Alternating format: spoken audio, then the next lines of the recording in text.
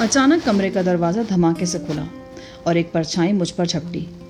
میں اس حملے کے لیے بالکل تیار نہیں تھا۔ اضطراری طور پر میں نے اپنا سر پیچھے ہٹایا اور ایک برق سی میری آنکھوں کے سامنے کوند گئی۔ جیسا کہ بعد میں معلوم ہوا، یہ ایک لمبا چھرا تھا جو حملہ آور قبائلی نے بے دریغ میری گردن پر آزمایا تھا۔ حملہ آور کی کمر از خود میرے بازو میں آ گئی۔ میں نے پوری قوت سے اسے پیچھے کی طرف دھکیلا۔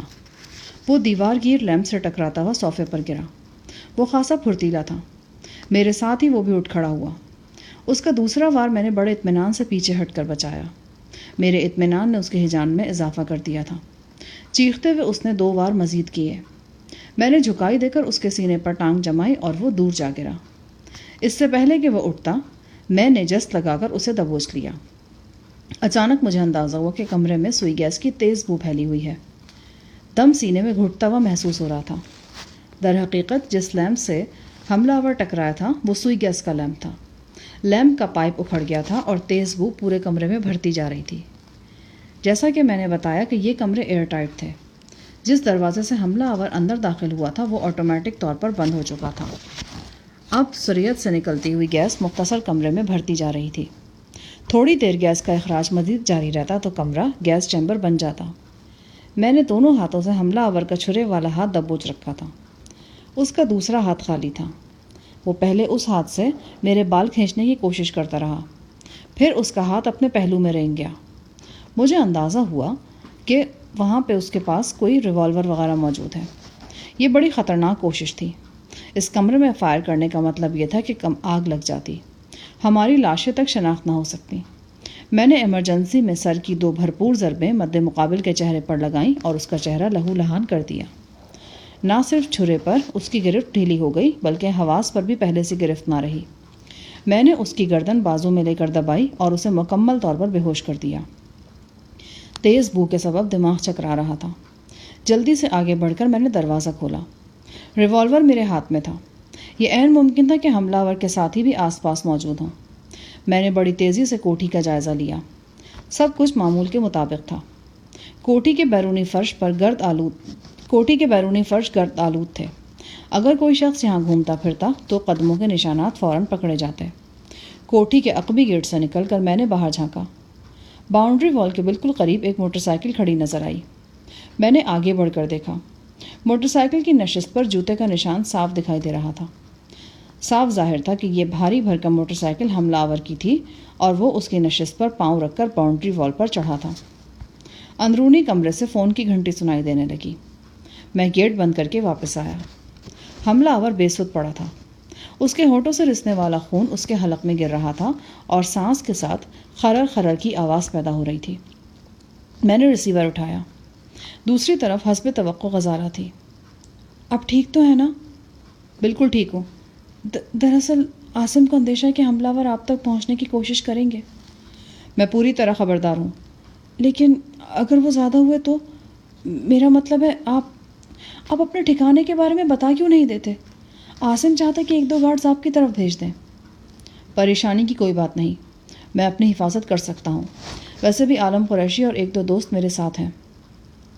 ماؤتھ پیس پر ہاتھ رکھ کر غزالہ نے کسی سے بات کی، پھر بولی، عاصم کہہ رہے کہ اگر آپ اپنا ایڈریس نہیں دے سکتے تو پھر بہتر یہ کہ آپ ہماری طرف آ جائیں۔ ٹھیک ہے، میں کوشش کرتا ہوں، میں نے بحث سے جان چھڑانے کے لیے کہہ دیا۔ فون پر بات ختم کر کے میں بے ہوش قبائلی کی طرف متوجہ ہوا۔ وہ شلوار قمیص پر جیکٹ پہنے ہوا تھا۔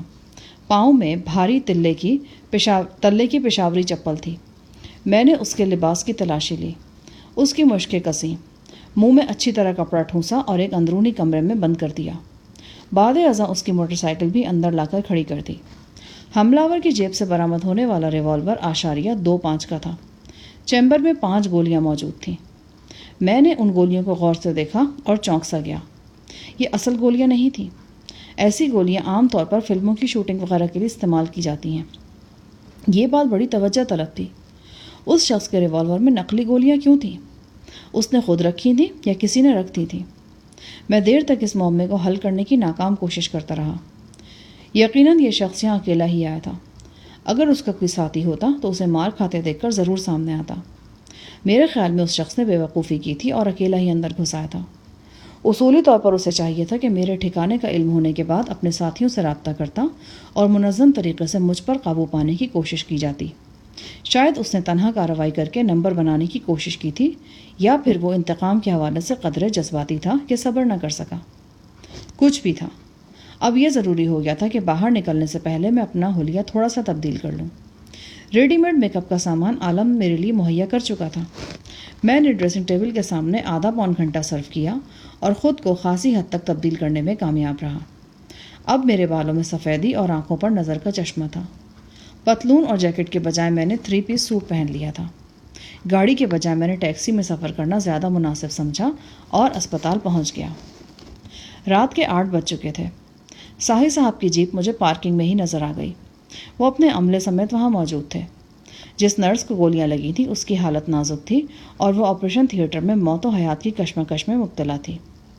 عملے کے 2 افراد کو چوٹیں آئی تھیں اور خود شیخ عاصم کو بھی نقصان پہنچا تھا۔ اس کے ہاتھ کا زخم ایک بار پھر خون اگلنے لگا تھا اور ماتھے پر بھی گہری چوٹ کا نشان تھا۔ یہ بات مجھے اسپتال پہنچ کر معلوم ہوئی کہ میرے اسپتال سے نکلنے کے چند سیکنڈ بعد ہی حملہ آور عاصم کے کمرے میں گھس آئے تھے۔ وہ 3 افراد تھے، تینوں بری طرح بکھرے ہوئے تھے۔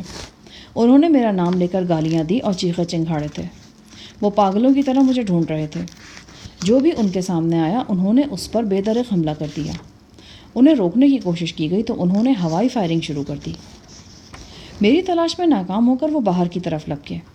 انہیں یقین تھا کہ میں ابھی اسپتال کے آس پاس ہی ہوں۔ اس موقع پر شیخ عاصم نے زخمی ہونے کے باوجود ہمت سے کام لیا اور حملہ آوروں کو میرے تعاقب سے باز رکھنے کی کوشش کی۔ اس نے کمرے سے باہر نکل کر ایک شخص کو عقب سے دبوچ لیا۔ عاصم کو دیکھ کر 2 چوکیدار بھی ایک حملہ آور پر پل پڑے۔ تیسرے شخص نے فائرنگ کر دی۔ چوکیدار تو بچ گئے لیکن ایک نرس کی ٹانگ اور پہلو میں گولیاں لگیں۔ فائرنگ کرنے والا شخص افراتفری کا فائدہ اٹھا کر بھاگ گیا۔ پولیس اہلکار موقع پر موجود لوگوں کے بیانات لے رہے تھے۔ ساحل صاحب تفتیشی کارروائی کی خود نگرانی کر رہے تھے۔ میں عاصم کے قریب جا بیٹھا۔ اس کے ہاتھ پر تازہ ڈریسنگ نظر آ رہی تھی۔ چہرے پر تکلیف کے آثار تھے لیکن مجھے دیکھ کر وہ مسکرانے لگا۔ غزالہ اس کے قریب کھڑی تھی۔ وہ مجھ سے مخاطب ہو کر بولا، بھائی یہ عورت تو مجھ ہٹے کٹے مرد سے مجھے چھوئی میں عورت لڑکی میں بدل دے گی۔ اتنی احتیاط کراتی ہے مجھ سے کہ لگتا میں شیشے کا مرتبان ہوں۔ ادھر ٹھیس لگے گی اور ادھر ٹوٹ جاؤں گا۔ اب تم ہی بتاؤ، زخم میرے پیٹ میں ہے، ٹانگیں تو ٹھیک ہیں، 2 قدم چل کر دروازے تک گیا ہوں اور یہ ڈنڈا لے کر میرے سر پر سوار ہو گئی۔ 2 قدم چل کر دروازے تک نہیں گئے تھے آپ، ایک ہٹے کٹے بندے سے باقاعدہ کشتی بھی کی آپ نے۔ وہ تو اللہ کا شکر ہے کہ اور لوگ بھی آ گئے، ورنہ پتہ نہیں وہ آپ کو اپنے ساتھ گھسیٹتا ہوا کہاں لے جاتا۔ غزالہ بات تو ٹھیک کہہ رہی ہے، ڈاکٹرز نے تمہیں بیڈ ریسٹ کے لیے کہا ہوا ہے۔ ڈاکٹروں کی بات چھوڑو یار، ڈاکٹر تو کہیں گے 2 مہینے تک بستر پر تختہ بن کر پڑے رہو۔ تم ہی بتاؤ، ایسی خوبصورت بیوی کی موجودگی میں یہ ممکن ہے کیا؟ آخری الفاظ عاصم نے بہت آہستگی سے کہے تھے لیکن غزالہ کے کانوں تک پہنچ گئے۔ اس کا چہرہ گلنار ہو گیا اور وہ مصنوعی خفگی سے بولی، مائنڈ یور لینگویج عاصم۔ پھر وہ کسی کام سے باہر نکل گئی۔ عاصم نے دھیرے سے میرا ہاتھ اپنے ہاتھ میں لے لیا اور کھوئے کھوئے لہجے میں بولا، شاہ جہاں، ایک کہاوت ہے کہ انتہا کی دشمنی اور انتہا کی دوستی کے درمیان ایک مدھم لکیر کے سوا اور کچھ نہیں ہوتا۔ شاید ہمارے درمیان بھی ایک ایسی ہی مدھم لکیر موجود تھی۔ میں یہ تو نہیں کہوں گا کہ تمہارے ساتھ میری انتہا کی دشمنی انتہا کی دوستی میں بدل چکی ہے، لیکن میں اتنا ضرور کہوں گا کہ میں تمہیں دوست سمجھتا ہوں، اور جسے میں دوست سمجھتا ہوں اس کے لیے میری خواہش ہوتی ہے کہ وہ جب بھی مجھے ملے سلامتی سے ملے اور خوش ہو۔ یقین جانو میں تمہیں بھی خوش اور سلامت دیکھنا چاہتا ہوں۔ یہاں جو کچھ بھی تمہارے ارد گرد ہو رہا ہے نا، وہ کسی بھی طرح تسلی بخش نہیں ہے۔ میرے خیال میں ان معاملوں سے نمٹنے کا تجربہ تم مجھ سے زیادہ رکھتے ہو۔ میں چاہتا ہوں کہ تم اس بارے میں سنجیدگی سے سوچو اور اس مسئلے کا کوئی حل بھی نکالو۔ تم جسے مسئلہ کہہ رہے ہو یہ میرے لیے مسئلہ نہیں ہے، یہ کوئی انوکھی بات نہیں ہے۔ میری زندگی کا بیشتر حصہ انہی حالات میں گزرا ہے۔ بہرحال تمہارا شکریہ کہ تم مجھے دوست سمجھ رہے ہو اور میرے لیے خود کو مصیبت میں ڈال رہے ہو۔ ساحل صاحب بھی وہیں آ گئے۔ وہ میرا تبدیل شدہ حلیہ دیکھ کر حیران رہ گئے۔ وہ گرفتار شدہ ملزمان سے ابتدائی پوچھ گچھ کر چکے تھے۔ اس پوچھ گچھ سے ابھی تک کوئی خاص بات ثابت نہیں ہو سکی تھی۔ دونوں ملزمان ٹھیٹھ پشتو بولتے تھے اور ان کا تعلق آزاد قبائلی علاقے سے تھا۔ یہ لوگ پچھلے 12 گھنٹوں سے اسپتال کی نگرانی کر رہے تھے۔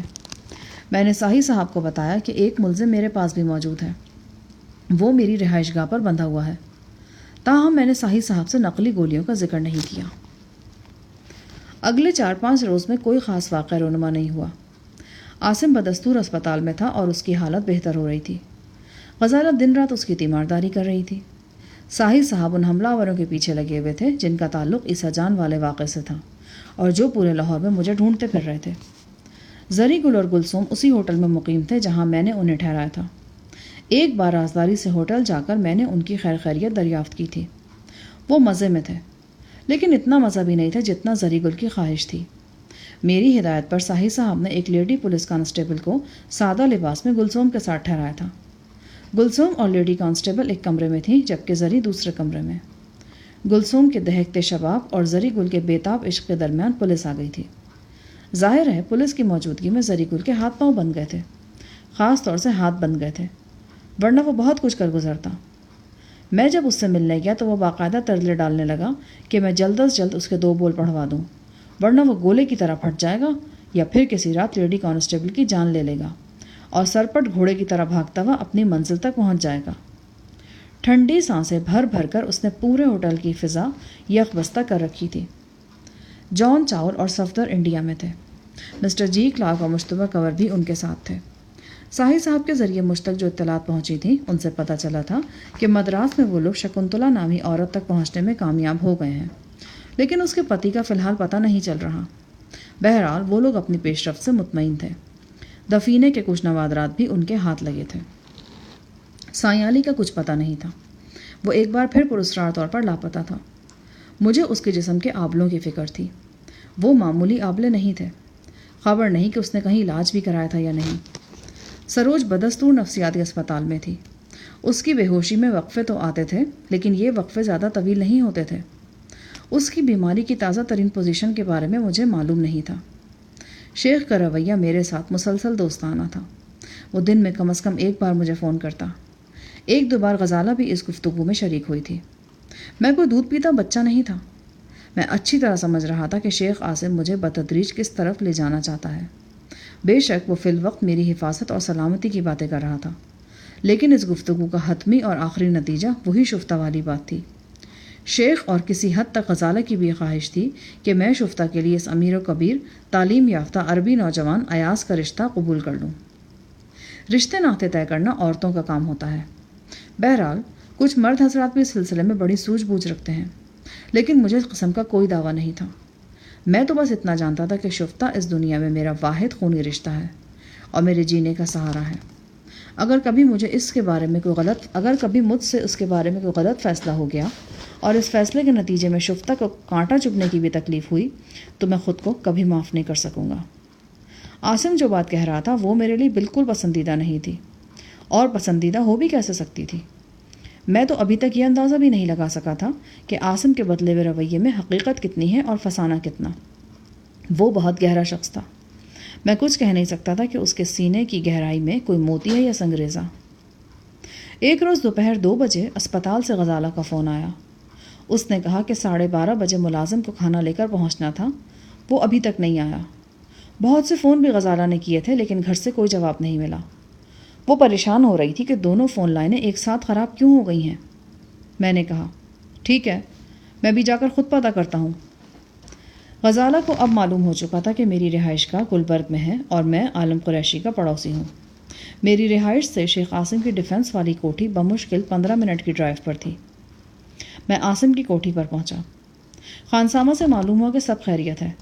کھانا تھوڑا سا لیٹ ہو گیا تھا۔ اس کے بعد یہ ہوا کہ عین موقع پر گاڑی میں کوئی خرابی پیدا ہو گئی، لہٰذا کھانا بر وقت اسپتال نہ پہنچایا جا سکا۔ ابھی چند منٹ پہلے ڈرائیور کھانا لے کر اسپتال روانہ ہوا تھا۔ کوٹھی کا ایک ٹیلی فون تو واقعی خراب تھا، دوسرے کا ریسیور کریڈل پر ٹھیک سے رکھا نہیں گیا تھا۔ صورتحال واضح ہونے کے بعد میں واپس روانہ ہوا۔ عاصم کی کوٹھی سے نکل کر ابھی میں 150-200 گز ہی دور گیا تھا کہ ایک گاڑی کو دیکھ کر میں چونک گیا۔ گاڑی کی کھڑکی میں ایک لڑکی ہاتھ لہرا کر مجھے رکنے کا اشارہ کر رہی تھی۔ میں نے اپنی گاڑی اس کے پہلو میں روکی۔ لڑکی کافی خوبصورت تھی۔ اس کی عمر بمشکل 20 سال رہی ہوگی۔ وہ بولی تو مجھے اندازہ ہوا کہ اس کا تعلق یونان یا ترکی وغیرہ سے ہے۔ رنگ صاف، آنکھیں نیلی اور بال سنہری مائل تھے۔ مگر وہ کافی خستہ حال دکھائی دیتی تھی۔ اس کے علاوہ اس کے چہرے پر کوئی ایسی بات بھی تھی جو شریف گھریلو لڑکیوں میں دکھائی نہیں دیتی۔ وہ پہلی نظر میں مجھے غریب الوطن اور مصیبت زدہ نظر آئی۔ رسمی کلمات کے بعد وہ بولی، آپ میری مدد کریں گے؟ جی فرمائیے۔ میں شیخ عاصم صاحب سے ملنا چاہتی ہوں۔ کون شیخ عاصم؟ آپ پریشان نہ ہوں، میں جانتی ہوں یہ شیخ عاصم کی ہی رہائش گاہ ہے، حالانکہ نیم پلیٹ کسی اور کے نام کی لگی ہوئی ہے۔ محترمہ، میں تو اس بارے میں زیادہ نہیں جانتا، حالانکہ ابھی آپ اسی کوٹھی سے نکلے ہیں۔ کوٹھی سے نکلنے کا مطلب یہ نہیں کہ میں کوٹھی کے مالک کا شجرہ نسب جانتا ہوں، اور اگر آپ کا خیال ہے کہ یہ کسی شیخ عاصم کی کوٹھی ہے تو آپ خود جا کر معلوم کر لیں۔ یہی تو مسئلہ ہے۔ وہ منمنائی، اس کے چہرے پر بے چارگی تھی۔ آپ مجھ سے کیا چاہتی ہیں؟ میں چاہتی ہوں کہ آپ کسی طرح شیخ عاصم کو رازداری سے یہ اطلاع پہنچا دیں کہ میں یہاں ان کا انتظار کر رہی ہوں۔ مگر مسئلہ کیا ہے؟ یہ خالص دفتری نوعیت کا مسئلہ ہے، مگر اس میں پیچیدگی یہ ہے کہ میں اس بارے میں ڈسکس کرنے کے لیے شیخ صاحب کے گھر نہیں جا سکتی۔ لڑکی ہوشیار بننے کی کوشش کر رہی تھی۔ میں صاف دیکھ رہا تھا کہ دال میں کچھ کالا ہے۔ وہ یہاں شیخ عاصم کے راستے میں گھات لگائے بیٹھی تھی۔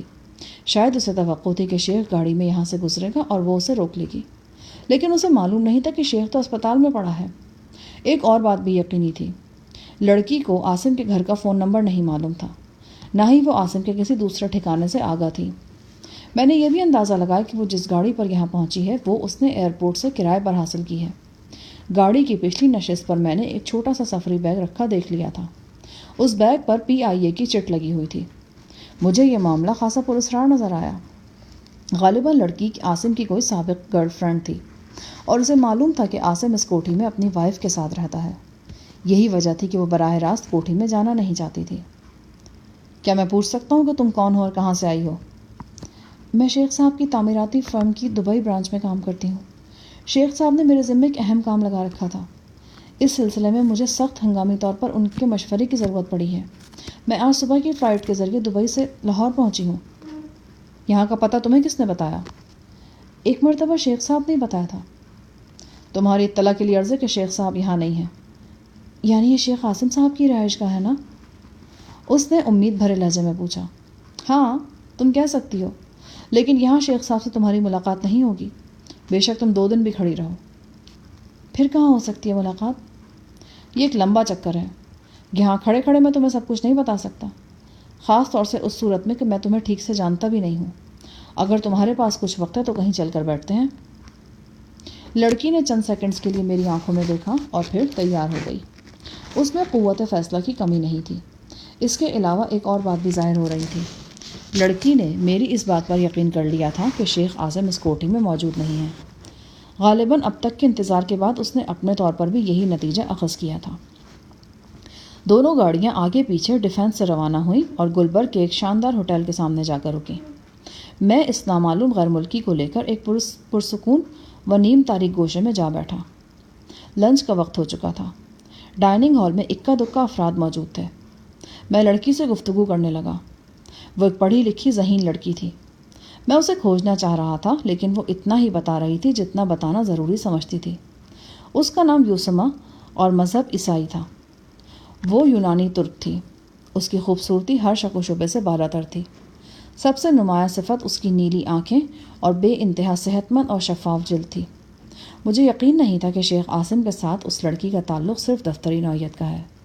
وہ اتنی جاذب نظر تھی کہ شیخ عاصم جیسے شخص کے ساتھ اس کا تعلق دفتری نوعیت کا رہ ہی نہیں سکتا تھا۔ میں نے لڑکی کو بتایا کہ میری حیثیت شیخ کے رازدار دوست کی سی ہے۔ میں ان لوگوں میں شامل ہوں جو یہاں پاکستان میں شیخ کے کاروباری مفادات کی حفاظت کرتے ہیں۔ میں نے یوسما کو بتایا کہ شیخ عاصم اور مسز عاصم فی الوقت ڈیفینس سوسائٹی والی رہائش گاہ پر نہیں ہیں، بلکہ ہو سکتا ہے کہ وہ اس شہر میں ہی موجود نہ ہو۔ یعنی آپ کو بھی یہ نہیں معلوم کہ وہ کہاں ہیں؟ کچھ ایسی ہی بات ہے، لیکن میں وعدہ کرتا ہوں کہ جو ہی عاصم سے میرا رابطہ ہوا نا، میں اسے تمہارے بارے میں اطلاع کر دوں گا۔ میرا خیال ہے کہ آپ مجھے ٹالنے کی کوشش کر رہے ہیں۔ آپ جانتے نہیں کہ میں کتنا ضروری مسئلہ لے کر یہاں پہنچی ہوں۔ اگر آپ نے مجھے شیخ صاحب تک پہنچانے میں تاخیر کی تو یقین جانیے کہ آپ کو شیخ صاحب کی شدید ناراضگی کا سامنا کرنا پڑے گا۔ میں جانتا تھا کہ یہ فتنہ سامہ لڑکی کس قسم کے مسئلہ لے کر یہاں پہنچی ہوگی۔ بہرحال میں نے اس پر کچھ ظاہر نہیں ہونے دیا۔ میں نے اسے مشورہ دیا کہ وہ اسی ہوٹل میں 1-2 روز قیام کر لے۔ امید ہے کہ اس دوران میں شیخ عاصم سے اس کا رابطہ ہو جائے گا۔ تھوڑی سی بحث کے بعد وہ مان گئی۔ میرا یہ اندازہ درست تھا کہ اس نے کار ایئرپورٹ سے کرائے پر لی تھی۔ ہوٹل انتظامیہ کے ذریعے یہ کار واپس کر دی گئی۔ یوسما فرسٹ فلور پر ایک ڈبل بیڈ روم میں شفٹ ہو گئی۔ اگلے 2 روز میں 2-3 بار ہوٹل جا کر یوسما سے ملا۔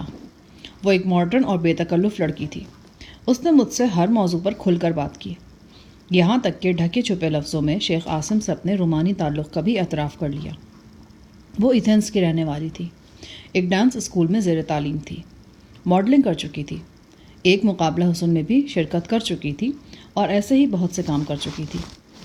اس کی ماں خود بھی ایک مشہور و معروف بیلے ڈانسر تھی۔ ایک چھوٹا بھائی پاپ سنگر تھا۔ ایک بیلے ڈانس میں ہی شیخ عاصم کی جوہر شناس نگاہ یوسما پر پڑی تھی اور اس نے منہ مانگی تنخواہ پر یوسما کو اپنی ایک فرم میں ملازم رکھ لیا تھا۔ فرم کو تو دراصل یوسما نے برائے نام ہی جوائن کیا تھا، حقیقت میں اس نے شیخ عاصم کو جوائن کیا تھا اور خوبرو عورتوں کے اس گروپ کو جوائن کیا تھا جو شیخ عاصم کے لیے تفریح طبع کا سامان فراہم کرتا تھا۔ یوسما سے یہ میری تیسری ملاقات کا واقعہ ہے۔ میں اور وہ ہوٹل کے خوبصورت کمرے میں آمنے سامنے بیٹھے تھے۔ کھڑکی کے پردے ہٹے ہوئے تھے۔ ڈوبتے سورج کی آخری کرنیں ہوٹل کے سبزہ زار اور سوئمنگ پول کو روشن کر رہی تھیں۔ یوسما خاصی مایوس دکھائی دے رہی تھی۔ اس کے پاس موجود زر مبادلہ ختم ہونے والا تھا اور شیخ کا وہ ابھی تک سراغ نہیں لگا سکی تھی۔ میں تو خصوصی کوشش کر ہی رہا تھا، وہ اپنے طور پر بھی کوشش کر رہی تھی، لیکن لاہور میں وہ بالکل اجنبی تھی اور شیخ کے ڈیفنس والے ایڈریس کے سوا یوسما کے پاس کوئی کلو بھی نہیں تھا۔ اس نے اپنے طور پر شیخ عاصم کے ایک مینیجر سے رابطہ قائم کرنے میں کامیابی حاصل کر لی تھی، لیکن یہ شخص بھی یوسما کی کوئی مدد نہیں کر سکا تھا، اور کرتا بھی کیسے؟ کسی کو خبر ہی نہیں تھی کہ شیخ عاصم ہے کہاں۔ اس شام یوسما کے سامنے بیئر کے علاوہ شراب بھی نظر آ رہی تھی۔ وہ چھوٹے چھوٹے پیگ لیتی رہی اور میرے سامنے اپنی پریشانیوں کا اظہار کرتی رہی۔ دھیرے دھیرے اس کا نشہ تیز اور لہجہ غیر محتاط ہوتا گیا۔ اس روز بہکے انداز میں اس نے مجھے کئی راز کی باتیں بتائیں۔ اس کی باتوں سے پتہ چلا کہ دبئی میں شیخ عاصم نے اپنی محل نما رہائش گاہ میں کئی خوبصورت لڑکیوں کو جمع کر رکھا ہے۔ شیخ عاصم کے بھائی اور قریبی دوست اکثر ان لڑکیوں کو عیاشی کے لیے استعمال کرتے تھے، اور یہ کوئی غیر معمولی بات نہیں تھی۔ اکثر عمرہ کے ہاں یہی ہوتا ہے۔ تاہم کچھ عرصہ پہلے شیخ عاصم میں ایک نمایاں تبدیلی آئی تھی۔ اس نے اپنا حرم ختم کر دیا۔ 2-3 مرحلوں میں سب عورتوں کو چھٹی دے دی گئی۔ جن عورتوں کی جوانی ڈھل رہی تھی انہیں گزر بسر کے لیے معقول رقم دی گئی۔ دوسری لڑکیوں کو بھی انعام و اکرام دے کر رخصت کر دیا گیا۔ تاہم یوسما سمیت 3-4 لڑکیاں ایسی تھیں جنہیں مستقل چھٹی نہیں دی گئی۔ انہیں رازداری سے بتایا گیا کہ 1 سال کے اندر ان کی بحالی کے امکانات موجود ہیں۔ ان لڑکیوں کو پابند کیا گیا کہ وہ سیف لائف گزاریں گی۔ سیف لائف سے یہ مطلب لیا جاتا ہے کہ صنف مخالف سے میل جول نہ رکھا جائے۔ یوسما کی باتوں سے اندازہ ہوا کہ شیخ عاصم کا تعلق سوسائٹی کے جس حلقے سے ہے وہاں سیف لائف کو بہت اہمیت حاصل ہے۔ عمرہ جن ملکی اور غیر ملکی خواتین کو اپنا قرب بخشتے ہیں ان کی عمومی صحت کے بارے میں خاصی تحقیق کرتے ہیں۔ ان کا حسب نسب دیکھا جاتا ہے، خاندانی ہسٹری چیک کی جاتی ہے، میڈیکل چیک اپ ہوتا ہے، کئی مراحل سے گزرنے کے بعد انہیں منتخب کیا جاتا ہے۔ یوسما بھی ان مراحل سے گزری تھی۔ اب شیخ کی طرف سے اسے کہا گیا تھا کہ وہ سیف لائف گزارے گی تاکہ اسے دوبارہ خدمت گزاری کا اعزاز بخشا جا سکے، یعنی وہ کسی بھی مرد سے جسمانی تعلقات نہیں رکھے گی۔ شیخ عاصم کی قربت دوبارہ حاصل ہونے کی امید میں یوسما پچھلے 6 ماہ سے پابند زندگی گزار رہی تھی، جبکہ اس کی ساتھی لڑکیاں اپنی ضروریات کے مطابق اپنے اپنے کام سے لگ گئی تھیں۔ کوئی ڈانس کرنے لگی تھی تو کوئی ماڈلنگ میں مصروف تھی، کوئی کسی فرم میں ملازم ہو گئی تھی اور کوئی ملازمت کی آڑ کے بغیر ہی کسی شوقین مزاج کی خوابگاہ میں سج گئی تھی۔ کام مختلف تھے لیکن خدمت ایک ہی تھی اور مخدوم بھی ایک ہی، وہی ہوسکار مرد جو مختلف بھیس بدل کر مختلف جگہوں پر شکار کی تاڑ میں بیٹھا تھا۔ اب یوسما ایک مشکل کا شکار تھی۔ 2-4 ماہ پہلے اس کا پاپ سنگر بھائی ایتھنز سے استنبول میں کنسرٹ کرنے گیا تھا اور وہاں وہ ایک کیس میں پولیس کے ہاتھوں پکڑا گیا۔ بھائی کو چھڑانے کے لیے یوسما نے بہت بھاگ دوڑ کی۔ اس سلسلے میں یوسما کے ایک حلوق نامی عزیز نے اس کی بہت مدد کی تھی اور دوڑ دھوپ کے علاوہ رقم بھی پانی کی طرح بہائی گئی۔ یوسما کا بھائی تو چھوٹ گیا لیکن اب یوسما پکڑی گئی تھی۔ اسے پکڑنے والا وہی اس کا مالدار عزیز حلوق تھا، وہی صدیوں پرانا دستور، عورت کا استحصال، جسمانی طاقت کے بل پر دولت کی طاقت کے بل پر اور معاشرے کی طاقت کے بل پر۔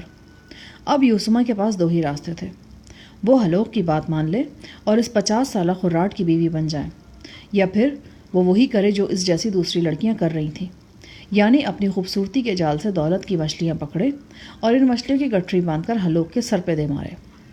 لیکن یہ دونوں راستے ایسے تھے جن پر قدم رکھنے کے بعد یوسما دوبارہ شیخ عاصم کی بے انتہا منافع بخش قربت حاصل نہیں کر سکتی تھی، لہٰذا وہ جیسے تیسے پاکستان پہنچی تھی اور شیخ سے مل کر اپنا مسئلہ بیان کرنا چاہ رہی تھی۔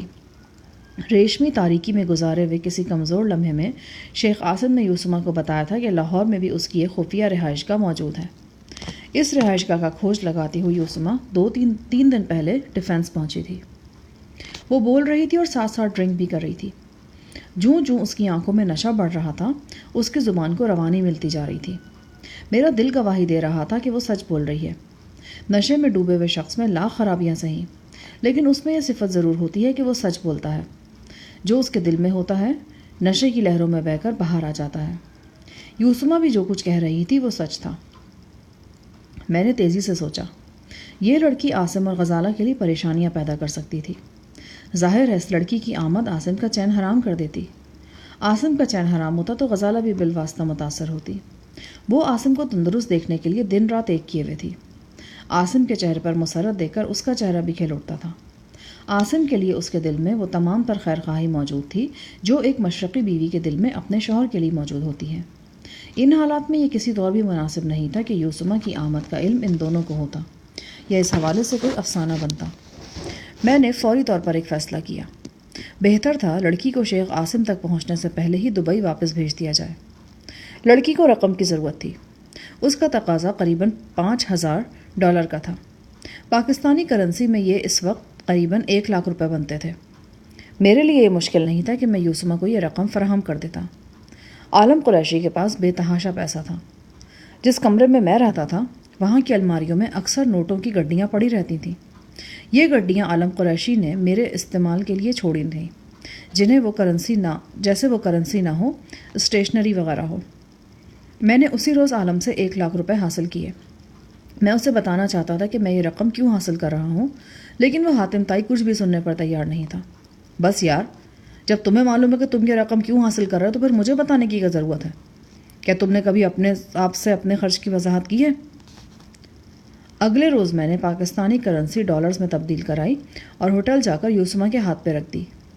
اسے تو رقم کے سوا کسی چیز کی ضرورت ہی نہیں تھی۔ بس اس نے اتنا پوچھا کہ شیخ صاحب سے میری ملاقات کہاں ہوئی؟ تمہیں اس سے غرض نہیں ہونی چاہیے۔ شیخ صاحب نے رقم دے دی ہے، اب تم جاؤ۔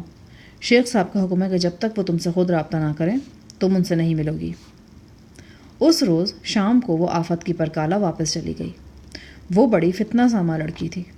اس پر جوبن ٹوٹ کر برسا تھا اور انگ انگ سے مستی پھوٹتی محسوس ہوتی تھی۔ اس کے چہرے پر کوئی ایسی بات تھی کہ چہرہ دیکھتے ہی اندازہ ہو جاتا تھا کہ یہ لڑکی مین کلر ہے۔ وہ شیخ عاصم تک جا پہنچتی تو اسے دن میں تارے نظر آ جاتے۔ عین ممکن تھا کہ شیخ کے ارد گرد موجود اخبار والے کسی کہانی کی بو سونگھ لیتے اور ایک نیا اسکینڈل کھڑا ہو جاتا۔ اس لحاظ سے یوسما کی دبئی واپسی ایک نیک شگن تھا۔ دوسرے روز میں اسپتال پہنچا تو شیخ عاصم گہری نیند سو رہا تھا۔ غزالہ سائڈ روم میں بیٹھی اخبار دیکھ رہی تھی۔ رات شیخ کو ہلکا بخار تھا اور نیند نہیں آئی تھی۔ وہ ابھی سویا تھا، اسے جگانا مناسب نہیں تھا۔ ہم سائڈ روم میں بیٹھے رہے اور دھیمی آواز میں گفتگو کرتے رہے۔ غزالہ بولی، میں زری گل کو بہت مس کر رہی ہوں۔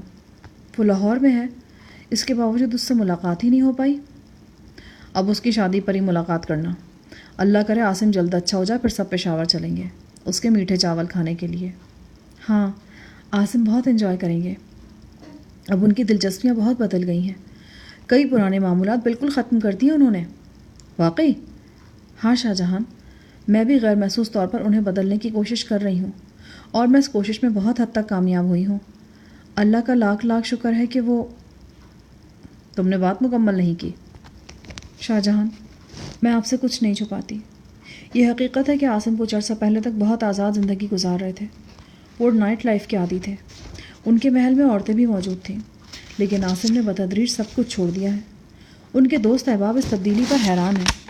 آپ بھی شاید یہ سن کر حیران ہوں کہ عاصم نے اپنی رہائش گاہ میں موجود تمام بار رومز ختم کر دی ہیں اور آہستہ آہستہ تمام عورتوں کو بھی باہر نکال دیا ہے۔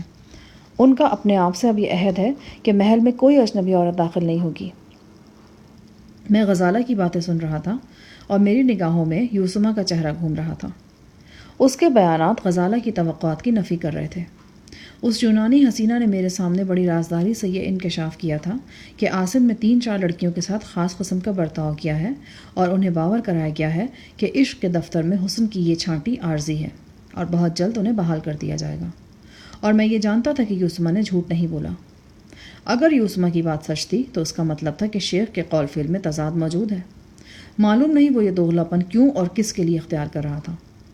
ایک بار تو میرے جی میں آئی کہ غزالہ کو یوسما کی آمد کے بارے میں سب کچھ بتا دوں، لیکن پھر نہ جانے کیوں میں خاموش ہو گیا۔ مجھے ہمت نہیں ہوئی کہ غزالہ کو یہ سب کچھ بتا کر اس کا ذہنی سکون برباد کروں۔ ویسے بھی یہ میرا منصب نہیں تھا۔ معلوم نہیں غزالہ میری بات کا کیا مطلب لیتی۔ وہ یہ بھی سوچ سکتی تھی کہ میں اسے عاصم سے بدظن کرنے کی کوشش کر رہا ہوں۔ ہاں یہ بات ہے کہ اس روز جب غزالہ مجھے کچھ دیر کے لیے عاصم کے پاس چھوڑ کر گئی تو میں نے عاصم کو لڑکی کی آمد کے بارے میں بتا دیا۔ میری توقع کے عین مطابق عاصم نے لڑکی کو غائبانہ صلواتیں سنائیں اور کہا کہ وہ ان حرافہ لڑکیوں میں سے ہے جو اپنے تعلقات کو بلیک میلنگ کے لیے استعمال کرتی ہیں اور رقم بٹورنے کے چکر میں رہتی ہیں۔ عاصم نے تسلیم کیا کہ وہ لڑکی چند ماہ اس کے محل میں رہی تھی، لیکن اب اس سے اس کا کوئی تعلق واسطہ نہیں۔ لیکن وہ تو کہتی ہے کہ شیخ صاحب نے مجھے پابند کر رکھا ہے اور عنقریب میں دوبارہ ملازمت میں آنے والی ہوں ان کی۔ ظاہر ہے پیسے بٹورنے کے لیے اس نے ایسا کہنا ہی تھا۔ اب کہاں ہے وہ حرامزادی؟ میں نے اسے واپس بھیج دیا ہے۔ کوئی پیسہ ویسا تو نہیں دیا تم نے اسے؟ وہ بہت پکا ارادہ لے کر آئی تھی، کہتی تھی کہ شیخ صاحب سے ملے بغیر کبھی واپس نہیں جاؤں گی۔ وہ 1 لاکھ میں جان چھوڑ رہی تھی۔ میں نے سوچا کہ یہ سودا مہنگا نہیں ہے۔ شیخ کی آنکھوں میں اطمینان کی جھلک نظر آئی، لیکن بظاہر اس کے چہرے پر ناگواری طاری ہو گئی۔ ایسی 2 ٹکے کی لڑکیوں سے بلیک میل ہونا میں نے کبھی نہیں سیکھا۔ تم نے خواہ میں پیسے ضائع کر دیے۔ بہرحال یہ تمہارا نہیں میرا نقصان ہے۔ تم نے تو اپنی طرف سے بھلائی کی ہے۔ میرا مینیجر صبح تمہیں چیک دے دے گا۔ یہ تکلف کرنے کی ضرورت نہیں ہے، جو دے دیے وہ دے دیے۔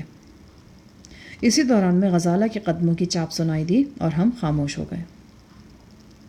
دوسرے روز میں سروج کو دیکھنے اسپتال پہنچا۔ وہ اب ICU سے عام کمرے میں منتقل ہو چکی تھی۔ اس کی زبردست دیکھ بھال کی جا رہی تھی۔ اس کی دماغی حالت کے معائنے کے لیے لاہور کے 2 معروف سرجنوں کے علاوہ کراچی سے ایک نیورو فزیشین اور ایک نیورو سرجن بھی وہاں پہنچ چکے تھے۔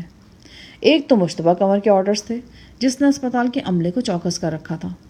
دوسری طرف ڈاکٹر حضرات ذاتی طور پر بھی مریضہ میں دلچسپی لے رہے تھے۔ یہ بالکل مختلف نوعیت کا کیس تھا۔ تمام ٹیسٹ اور تجزیے بتا رہے تھے کہ مریضہ کی ذہنی حالت میں کوئی نمایاں نقص نہیں۔ اس کے باوجود وہ نارمل لوگوں کی طرح ایکٹ نہیں کر رہی تھی۔ کوئی انجانی کشش تھی جس نے اسے دائرہ اثر میں لیا ہوا تھا۔ اس کے سینے پر نظر آنے والا پرندے کا مہر نما نشان بھی ایک معمہ تھا۔ وہ خواب آور دواؤں کے زیر اثر لیٹی رہتی تھی۔ جو ہی دواؤں کا اثر کم ہوتا وہ بیدار ہو جاتی اور اپنے آپ کو چرمی پٹیوں کی گرفت سے نکالنے کی کوشش کرنے لگتی۔ بہرحال پچھلے کچھ روز سے اس کی طبیعت میں کچھ افاقہ محسوس ہو رہا تھا۔ میں نے سائیں علی کے بارے میں معلوم کرنے کی کوشش کی۔ اسپتال کے اسٹاف سے صرف اتنا معلوم ہوا کہ ایک روز صبح سویرے ایک مفلوق الحال ملنگ نما شخص مریضہ کے سرہانے کھڑا پایا گیا تھا۔ وہ نرس کے غیر موجودگی میں پتہ نہیں کس طرح کمرے میں داخل ہو گیا۔ جب نرس نے اسے دیکھا تو وہ مریضہ کے قریب کھڑا تیزی سے کچھ پڑھ رہا تھا۔ اس کی آنکھیں بند تھیں۔ نرس چیختی ہوئی باہر بھاگ گئی۔ تھوڑی دیر کے بعد جب وہ اسٹاف کے 2 افراد کو لے کر واپس آئی تو ملنگ نما شخص موقع سے غائب ہو چکا تھا۔ یہ 100% یقینی بات تھی کہ اسپتال کا عملہ جس ملنگ کا ذکر کر رہا تھا وہ سائیں علی ہی تھا۔ سائیں کی آمد اور رفت ایسی ہی بے سروپا ہوتی تھی۔ سروج کی تیمارداری کے دوران میں زری گل سے بھی میری ملاقات ہو گئی۔ وہ سروج کی مزاج پرسی کے لیے آیا ہوا تھا۔ میرے بدلے ہوئے حلیے کے باوجود اس نے مجھے فوراً پہچان لیا اور اس کی باتیں کھل گئیں۔ زری کے بچے، میں نے تجھے کہا بھی تھا کہ زیادہ ادھر ادھر مت گھوم۔ ادھر ادھر نہیں گھوم رہا استاد صاحب، سروج کا خبر گیری کرنے آیا ہے۔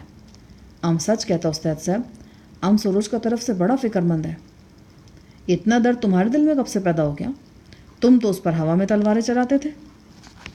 وہ تو بچوں جیسا لڑائی تھا استاد صاحب، وہ کوئی عداوت تھوڑی تھا۔ اب بچپنا چھوڑو، اب تو تم بال بچے دار بننے والے ہو۔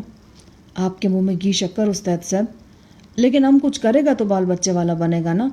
آپ نے تو ہمارا ہاتھ پاؤں باندھ دیا ہے. ہمارا اور کلثوم کے درمیان پولیس کھڑا کر دیا ہے. وہ تانے دار نہیں دن رات پہرا دیتا ہے کلثوم کا. اس طرح تو قیامت تک بچہ نہیں ہو سکتا ہمارا. ہم بہت تنگ آ گیا استاد صاحب. یا تو کلثوم سے ہمارا شادی کرا دیں یا پھر ہم کو خون معاف کر دیں. کیا مطلب؟ ہم اس تانے دارنی پر فائر مارے گا. ہم کو نفرت ہو گیا اس سے. ہر وقت ہم پر نظر رکھتا ہے. ہم کو لگتا ہے کہ وہ قصائی ہے اور ہم اس کی دکان کے سامنے بیٹھا ہوا بلی ہے. ذرا سا موقع ملے گا تو ہم اس کا بوٹی اٹھا کر بھاگ جائے گا. کلثوم کوئی بوٹی تو نہیں ہے، وہ جیتا جاگتا لڑکی ہے. ہم اس سے پیار کرتا ہے، ہم پر بھروسہ کرتا ہے. وہ بے وقوف ہے نا. کون؟ وہی تھانے دارنی. میں نے بات بدلی. استاد صاحب، اگر کلثوم وادی میں رہ جاتا تو اور بات تھا، لیکن وہ ہمارے اتنا قریب رہ کر بھی ہم سے اتنا دور رہے، یہ ہم سے برداشت نہیں ہوتا. ہاں، میرے خیال میں اتنا بڑا ظلم تو فلم اندلیب میں شبنم پر بھی نہیں ہوا تھا. میں نے زری کے انداز میں تبصرہ کیا. آپ بات کو مذاق میں مت ٹالیں. آپ ہم کو اجازت دیں، ہم سیدھا پشاور جائے گا. ہمارا چاچا ہم سے بہت پیار کرتا ہے. وہ فوراً سے پہلے ہمارا شادی کا انتظام کرے گا. تم کیا ہم سے پیار نہیں کرتے؟ وہ تو ٹھیک ہے، لیکن کچھ نہیں. تمہاری شادی کا انتظام ہم کریں گے اور دھوم دھام سے کریں گے. کب؟ زری کے منہ سے رال ٹپکتے ٹپکتے رہ گئی. بس 2 ہفتے کے اندر اندر. زری کا چہرہ گلنار ہو گیا. پشاور کے ایک نواحی گاؤں ناگوٹ میں زری گل کا چچا رہتا تھا. ناگزیر وجوہات کی بنا پہ طے پایا تھا کہ زری کی شادی ناگوٹ میں ہی ہوگی. 1 ہفتے کے اندر شیخ عاصم بھی صحت یاب ہو کر اسپتال سے فارغ ہو گیا. 2-4 روز گھر میں آرام کرنے کے بعد وہ خود کو بالکل فٹ محسوس کرنے لگا. اس کی خواہش تھی کہ وہ کچھ دن کھلی ہوا میں گھومے پھرے اور پاکستان کی کنٹری سائڈ دیکھے. اس حوالے سے زری گل کی شادی ایک سنہری موقع تھی. دوسری طرف عالم قریشی بھی زری کی شادی کے حوالے سے بڑا پرجوش تھا. اس نے اعلان کیا کہ وہ لڑکی کے سرپرست کی حیثیت سے بارات کی خاطر تواضع کے تمام اخراجات خود برداشت کرے گا. ایسے معاملوں میں وہ بڑی فیاضی کا مظاہرہ کرتا تھا. اس نے اپنے گھرکارے کو ہدایت دی تھی اور اس نے 1 دن کے اندر اندر دلہن کا مکمل جہیز تیار کر لیا تھا. اس میں کپڑے، گہنے اور گھریلو سامان شامل تھا. لوگ سچ ہی کہتے ہیں، سب سے بڑا روپیہ. جن انتظامات کے لیے بعض اوقات ایک زندگی بھی ناکافی ہوتی ہے، وہ روپے کی موجودگی میں 1 دن کے اندر باسہولت انجام دے دیے جاتے ہیں. اچھے کھانے کی طرح عالم قریشی کو اچھا کھلانے کا بھی جنون تھا. بارات کے کھانے کی ذمہ داری عالم قریشی نے لاہور کے 2 بہترین باورچی بھائیوں کے سپرد کر دی تھی. ان حضرات کو شادی سے 3 دن پہلے پشاور پہنچ جانا تھا. جمعے کے روز شادی تھی. شیخ کی خواہش کے مطابق ہم لوگ سوموار کو ہی پشاور پہنچ گئے. ہم بذریعہ ہوائی جہاز گئے تھے. شیخ عاصم اور غزالہ کے علاوہ زری اور گلثوم بھی ہمارے ساتھ تھے. زری گل کو ہرگز توقع نہیں تھی کہ اس کی شادی اتنی بڑی ہو جائے گی اور اس میں غیر ارادی طور پر زبردست دھوم دھام کا عنصر شامل ہو جائے گا. حقیقت یہ تھی کہ یہ سب کیا دھرا عالم قریشی کا ہی تھا. اب رہی صحیح کسر شیخ عاصم کی آمد نے پوری کر دی تھی. ظاہر ہے عاصم ایک VIP شخص تھا. وہ 5-6 روز ناگوٹ جیسے دور افتادہ گاؤں میں قیام کا ارادہ رکھتا تھا. اب ضروری تھا کہ گاؤں میں ہر قسم کی سہولیات میسر ہوں. عاصم کا ایک مینیجر ہماری آمد سے بھی 2 روز پہلے ناگوٹ پہنچ گیا تھا. وہ 2 لگژری جیپ بھی اپنے ساتھ لے گیا تھا. ناگوٹ میں اس نے رہائشی سہولتوں کا جائزہ لیا، راشن پہنچایا اور شیخ عاصم کے خانسامہ کے لیے کچن وغیرہ کا انتظام کر دیا تھا. ناگوٹ سرسبز پہاڑیوں کے دامن میں ایک پرفضا گاؤں تھا. 100-150 گھر ہوں گے. چھوٹا سا بازار بھی تھا. زری کا چچا گل باز خان زری گل کی کاربن کاپی نظر آتا تھا. فرق صرف یہ تھا کہ اس کی عمر 55 سال کے لگ بھگ تھی اور چہرے پر جھریوں کی بھرمار تھی. اس کی 10-12 کنال زرعی اراضی تھی. وہ ہمارے قدموں تلے بچھا جا رہا تھا. زری کے والد سے بھی ملاقات ہوئی. وہ خاموش طبع شخص تھا اور ویسے بھی وہ کچھ ناراض سا لگتا تھا. بہرحال پٹھانوں کی روایتی مہمان نوازی اس میں موجود تھی. ناگوٹ میں پہلی بار میں نے زری کی والدہ اور دادی وغیرہ کو دیکھا. ہماری رہائش کا انتظام گاؤں کے ملک یعنی سردار کی حویلی میں کیا گیا. ملک کا نام افسر خان تھا. وہ شکار کا بہت شوقین تھا. جب اسے معلوم ہوا کہ ہم یہاں شکار اور سیر کا بھی ارادہ رکھتے ہیں تو وہ بہت خوش ہوا. وہ مسکراتا نہیں تھا. بس جب اس کی آنکھیں چھوٹی ہو جاتی تھیں اور کن پٹیوں کے قریب جھریاں سی پڑ جاتیں تو اس کا مطلب ہوتا کہ وہ مسکرا رہا ہے. اگلے 2 روز خوب گزرے. صبح سویرے ہم جیپوں پر گھومنے پھرنے نکل جاتے۔ افسر خان ہمارے ساتھ ہوتا تھا۔ ہم تیتر بٹیر وغیرہ شکار کرتے۔ کبھی کوئی پرندہ شکار ہو کر پانی میں گر جاتا تو زری گل بے دریغ پانی میں چھلانگ لگاتا اور شکار نکال لاتا۔ حالانکہ اس کام کے لیے افسر خان کے کارندے بھی موجود تھے۔ دراصل زری گل آج کل بڑی ایفیشنسی کا مظاہرہ کر رہا تھا۔ اس کے تیرنے کا انداز بھی خوب تھا۔ وہ گیلی شلوار کے پائچے باندھ کر رکھتا تھا۔ تیرنے سے پہلے خوب پھونکے مار مار کر تیزی سے شلوار میں ہوا بھرتا اور پانی میں کود پڑتا۔ غبارے کے مانند پھولی ہوئی شلوار اسے تیرنے میں مدد دیتی تھی۔ غالباً ان دنوں زری بھی شلوار کی طرح پھول کر کپا ہو رہا تھا۔ ایک دن سپہر کو جب ہم واپس پہنچے تو معلوم ہوا کہ زری نے شادی کی خوشی میں میوزک کا بھی انتظام کر رکھا ہے۔ یہ انتظام بالکل روایتی انداز کا تھا۔ گراموفون کے ذریعے ریکارڈ بجائے جا رہے تھے اور لاؤڈ اسپیکر سے گزر کر ان کی آواز پورے گاؤں میں گونج رہی تھی۔ زری نے فخر سے سینہ تان کر کہا، استاد صاحب، ہمارا بچپن کا خواہش تھا کہ جب ہمارا شادی ہو تو ہم پورا 3 روز تک ریکارڈنگ بجائے۔ آج ہمارا خواہش پورا ہو رہا ہے۔ اب انشاءاللہ 3 روز تک دن رات ریکارڈنگ بجے گا۔ بہت نیک خیال ہے، لیکن گاؤں کے لوگ کہاں جائیں گے؟ کیا مطلب جی؟ اتنا شور، وہ تو پاگل ہو جائیں گے۔ نہیں ہوگا پاگل جی، وہ تو بہت چوائس کرے گا۔ چوائس نہیں، انجوائے۔ ہاں جی، ہمارا یہی مطلب ہے۔ یہ موسیقی بڑا پسند ہے لوگوں کو، اور پھر ہمارا انتخاب بھی تو دیکھو، سارا گانا ہم نے خود چنا ہے۔ میرا بھی یہی خیال تھا۔ شادی کے موقع پر اس سے اچھے گانے بھلا اور کون سے ہو سکتے ہیں؟ ابھی کون سا گانا لگا ہوا تھا بھلا؟ ہم چھوڑ چلے ہیں محفل کو، یاد آئے کبھی تو رونا مت۔ لیکن ابھی یہ گانا ختم نہیں ہوا، 2 بول ابھی باقی ہیں۔ ہم اس گانے کی بات نہیں، پچھلے گانے کی بات کر رہا ہے۔ ہاں، وہ بھی سن لو۔ یہ وہ گانا تھا، یہ دنیا یہ محفل ہمارے کام کا نہیں ہے۔ اس سے پہلے پاکستانی گانا تھا، جگر چھلنی ہے دل گھبرا رہا ہے، محبت کا جنازہ جا رہا ہے۔ ماشاء اللہ بھائی، بہت خوب۔ زری گل خوشی سے سر ہلاتا اندر چلا گیا۔ شادی سے 48 گھنٹے پہلے عالم قریشی بھی اپنے باورچیوں کے ساتھ ناگوٹ پہنچ گیا۔ اس کے آنے سے شادی کے ہنگاموں میں کام و دہن کی لذت بھی شامل ہو گئی۔ عالم قریشی نے اپنے باورچیوں کے کمالات پر ایسے چٹپٹے اور لذیذ تبصرے کیے کہ سب معترف ہو گئے، بلکہ ایک اسٹیج ایسا بھی آیا کہ صرف باورچیوں کو دیکھ کر ہی ہمارے منہ میں پانی آنے لگا۔ زری گل کی مہندی کی رات عالم قریشی نے ایک نئی روایت قائم کی۔ اس نے کہا، گوشت تو بہت کھا لیا، آج ایک نئی چیز پکواتا ہوں۔ یہ نئی چیز مسور کی دال تھی۔ مغلیہ طرز سے بنائی گئی یہ مسور کی دال واقعی کھانے کی چیز تھی۔ سب انگلیاں چاٹتے رہ گئے۔ اور تو اور ملک افسر خان بھی گلاس بھر بھر کر دال پیتا رہا، یہاں تک کہ نڈھال ہو گیا۔ ملک افسر خان نے ہمارے منع کرنے کے باوجود ہلے گلے کا انتظام بھی کر دیا۔ راگ رنگ کے لیے 2 خوبصورت رقاصائیں منگوائی گئی تھیں۔ یہ کوئی پڑھی لکھی قسم کی فنکار لڑکیاں تھیں، غزلیں گا رہی تھیں اور بڑی سنجیدگی اور متانت سے باوقار قسم کا رقص کر رہی تھیں۔ بہرحال ان کی خوبصورتی میں کلام نہیں تھا۔ عالم قریشی میرے قریب ہی بیٹھا تھا۔ اس پر ابھی تک 12 مسالے والی مغلیہ دال کا نشہ طاری تھا۔ کہنے لگا، سچ بتانا یار، ایک طرف یہ مسور کی دال ہو اور دوسری طرف بہترین قسم کا بھنا ہوا گوشت، تم کس طرف جاؤ گے؟ سچی بات تو یہ بھائی کہ میں تو دال ہی کی طرف جاؤں گا۔ تمہاری اس دال کے مقابلے میں گوشت تو کچھ بھی نہیں ہے۔ اب یہ بتاؤ، ایک طرف یہ ہرے کپڑوں والی ناشتی ہوئی کڑی ہو اور دوسری طرف دال کی پلیٹ ہو، پھر تصور کرو کدھر جاؤ گے؟ میں اس قسم کا بیہودہ تصور کرنے کے موڈ میں نہیں ہوں۔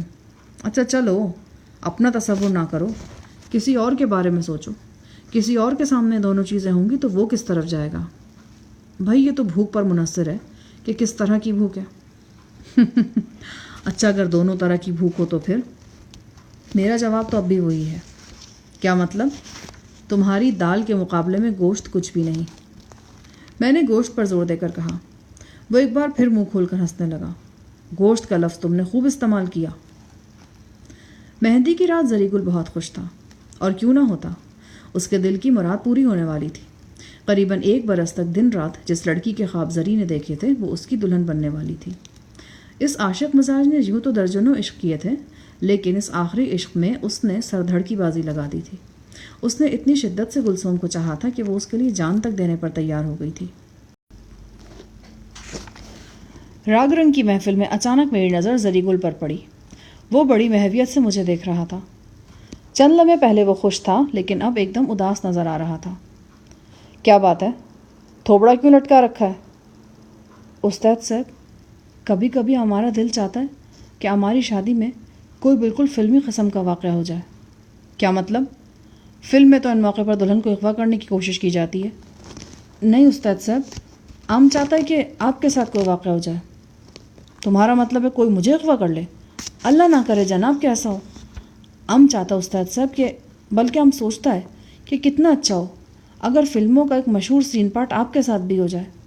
فلموں میں اکثر ایسا ہوتا ہے کہ ہیرو کے کسی دوست یا ساتھی وغیرہ کا شادی ہوتا ہے۔ ہیرو شادی میں آتا ہے، باخوبصورت لباسوں والی لڑکیاں ادھر ادھر گھومتا پھرتا ہے۔ انہی میں سے کسی ایک لڑکی کی صورت میں ہیرو کو اپنا ماڈل مل جاتا ہے۔ ماڈل نہیں، آئیڈیل۔ ہاں جی وہی۔ پھر وہ لڑکی ہیرو کا جن جان بن جاتا ہے اور کچھ عرصے بعد ان کا شادی بھی ہو جاتا ہے۔ کیا تم نے یہاں کوئی ایسی لڑکی دیکھی ہے جو میرا آئیڈیل بن سکے؟ آپ کا آئیڈیل بھلا ہم کو کیسے پتہ چل سکتا ہے جناب؟ ویسے ادھر بڑے کمرے میں بہت سا لڑکی لوگ بیٹھا ڈھولک وغیرہ بجا رہا ہے، آپ خود دیکھ لیں، ہو سکتا ہے کہ آپ کو کوئی نظر آ جائے۔ پتہ نہیں میرے دل میں کیا آئی کہ میں اٹھ کر زری گل کے ساتھ چل دیا۔ لڑکی دیکھنے کی بات میرے ذہن کے کسی گوشے میں موجود نہیں تھی۔ ہاں، میں شادی بیاہ کی مقامی رسمیں ضرور دیکھنا چاہتا تھا۔ کسی پٹھان فیملی کی شادی میں میں کبھی شریک نہیں ہوا تھا۔ زری گل میری آمادگی پر بہت خوش ہوا۔ وہ مجھے لے کر گھر کے اندر پہنچ گیا۔ یہ اس کے چچا کے محلے میں ہی ایک گھر تھا۔ یہ گھر عارضی طور پر دلہن کے لیے مخصوص کر دیا گیا تھا تاکہ بارات آنے کی رسم ادا ہو سکے، ورنہ تو دلہن بھی اسی گھر میں مقیم تھی جہاں سے دولہا کی بارات جانی تھی۔ نیم پختہ گھر کو خوب سجایا گیا تھا، باقاعدہ لائٹنگ بھی کی گئی تھی، گراسی لان میں کرسیاں بچھی ہوئی تھیں۔ یہ سارے انتظامات عالم قریشی نے کیے تھے۔ گھر کے اندر اور باہر عورتوں اور بچوں کی گہما گہمی تھی۔ اندر سے ڈھولک بجنے اور قہقہے گونجنے کی آواز آ رہی تھی۔ زری ایک راہداری سے گزر کر مجھے ایک نیم تاریک کمرے میں لے آیا۔ یہاں پہنچ کر اس نے ایک کھڑکی کھولی تو ڈھولک والے کمرے کا منظر میری نگاہوں کے سامنے آ گیا۔ درجنوں خواتین اور لڑکیاں شادی کے گیت گانے میں مصروف تھیں۔ ان میں نوعمر بچیاں اور بچے بھی تھے۔ گلسوم کے سر پر زرد اوڑھنی تھی۔ نانگا پربت کی پراسرار وادی کا خوبصورت ہیرا ناگوڈ کے اس مکان میں جگمگا رہا تھا۔ یہ محبت کی طاقت تھی۔ لڑکیاں پشتو اور اردو میں گیت گا رہی تھیں، ان میں غزالہ بھی شامل تھی۔ وہ ڈھولک کے قریب ہی بیٹھی تھی۔ اس نے گلابی لباس پہن رکھا تھا، کلائیوں میں 7 رنگ چوڑیاں تھیں، ہاتھوں پر مہندی تھی۔ وہ تالی بجاتی تو چوڑیاں دودھیا بلب کی روشنی میں جگمگا جاتی۔ میں سب کچھ بھول کر اسے دیکھتا چلا گیا۔ کتنی خوبصورت لگ رہی تھی وہ۔ زری گل مسکراتے ہوئے بولا، استاد صاحب، کوئی خاتون پسند آیا آپ کو؟ میں اسے کیسے بتاتا کہ پسند تو آیا ہے لیکن وہ مجھ سے بہت دور ہے۔ کچھ دیر اس کمرے میں ٹھہر کر ہم واپس آ گئے۔ اگلے روز زری گل کی شادی بخیر و خوبی انجام پا گئی۔ زری گل کی بارات پر اس کے یار دوستوں نے زبردست ہوائی فائرنگ کی، پٹاخے چھوڑے گئے اور آتش بازی ہوئی۔ جنگل میں منگل کا سما تھا۔ عالم قریشی نے شادی کے کھانے میں گاؤں والوں کو بھی شریک کیا۔ گاؤں کے ہر گھر سے 2 افراد کو مدعو کیا گیا۔ ساہی صاحب بھی خصوصی طور پر لاہور سے تشریف لائے تھے۔ فریال کسی کورس میں شرکت کے لیے انگلینڈ گئی ہوئی تھی، ورنہ وہ بھی اس شادی میں ضرور شریک ہوتی اور سب سے زیادہ انجوائے کرتی۔ اگلے روز ولیمہ تھا۔ ولیمے کے کھانے کے بعد میں اور عالم قریشی حویلی کے ایک آراستہ کمرے میں بیٹھے تھے۔ شیخ عاصم اور غزالہ بھی وہیں موجود تھے۔ لاہور واپسی کے بارے میں بات چیت ہو رہی تھی۔ عالم قریشی کل واپس جانا چاہتا تھا، لیکن غزالہ کا خیال تھا کہ ایک دن اور یہاں رہا جائے اور پھر زری اور گلسوم کو بھی اپنے ساتھ لاہور لے جایا جائے۔ اس دوران میں ملک افسر خان کا ایک کارندہ اندر آیا۔ اس نے سر جھکا کر اطلاع دی کہ کوئی شخص محترم شیخ عاصم سے ملنے آیا ہے۔ شیخ کو حیرانی ہوئی کہ یہاں اس کا ملنے والا کون آ سکتا ہے۔ غزالہ اٹھ کر باہر چلی گئی۔ افسر خان کا کارندہ ایک لمبے تڑنگے شخص کو لیے اندر داخل ہوا۔ اس نے شلوار قمیض پہن رکھی تھی اور گلے میں سونے کی چین تھی۔ عمر 27-28 سال رہی ہوگی۔ میں اس جوان سال شخص کو دیکھ کر چونک گیا۔ اس کا نام شاہد ملتانی تھا۔ شاہد ملتانی چند سال پہلے تک اسٹوڈنٹ لیڈر تھا۔ اسی لیڈری کے دوران میں اس سے 2-3 قتل ہو گئے تھے۔ ان جرائم نے اسے اسٹوڈنٹ لیڈر سے زبردست گینگسٹر بنا دیا تھا۔ اس نے باقاعدہ ایک گروہ بنا رکھا تھا۔ اونچے لوگوں تک اس کی پہنچ تھی۔ لاہور اور اس کے گرد و نواح میں شاہد نے اپنی دھاک بٹھا رکھی تھی۔ میں چونکہ تبدیل شدہ حلیے میں تھا، لہٰذا شاہد ملتانی مجھے نہ پہچان سکا۔ وہ بری بھلی انگلش بول لیتا تھا۔ اس نے کہا، عاصم صاحب، دبئی سے ایک صاحب آپ سے ملنے کے لیے آئے ہیں۔ ان کا کہنا ہے کہ آپ کو ان سے فوری طور پر ملنا ضروری ہے۔ تم کون ہو؟ میرا نام شاہد ملتانی ہے۔ جو صاحب آپ سے ملنے آئے ہیں وہ چونکہ پاکستان میں بالکل اجنبی ہیں، لہٰذا میں انہیں اپنے ساتھ لے کر آیا ہوں۔ کیا نام ہے تمہارے صاحب کا؟ یہ سب کچھ آپ ان سے مل کر معلوم کر سکتے ہیں۔ کہاں ہے وہ؟ وہ گاؤں سے باہر جیپ میں آپ کا انتظار کر رہے ہیں۔ ان کا خیال ہے گاؤں سے باہر جا کر ان سے ملاقات کرنا آپ کے مفاد میں ہے۔ مجھے اس معاملے میں کسی ہنگامے کی بو محسوس ہو رہی تھی۔ غالباً یہ بو شیخ عاصم نے بھی سونگھ لی تھی۔ وہ شاہد سے بولا، میں تمہارے صاحب کا نام جاننا چاہتا ہوں۔ میں بغیر نام کے کسی سے نہیں ملوں گا، چاہے وہ امریکہ کا صدر ہی کیوں نہ ہو۔ شاہد ملتانی کے چہرے پر وہی سرخی نمودار ہوئی جو میں نے تہذیب یافتہ بدماشوں کے چہروں پر اکثر دیکھی تھی۔ وہ اکھڑے ہوئے لہجے میں بولا، محترم عاصم صاحب، یہ ملاقات جتنی آپ کے مہمان کے لیے ضروری ہے اتنی ہی آپ کے لیے بھی ضروری ہے، اور یہ بات بھی آپ کے مفاد میں ہی ہے کہ ملاقات یہاں نہ ہو۔ شیخ عاصم بھی کوئی معمولی شخص نہیں تھا جو شاہد ملتانی کے تہمکانہ لہجے کے اثر میں آ جاتا۔ تم مجھے میرا مفاد سمجھانے والے کون ہوتے ہو؟ شاہد ملتانی کی بھوری آنکھوں میں تیش بھری تیز چمک نمودار ہوئی۔ وہ ایک ہنگامہ پسند قاتل تھا۔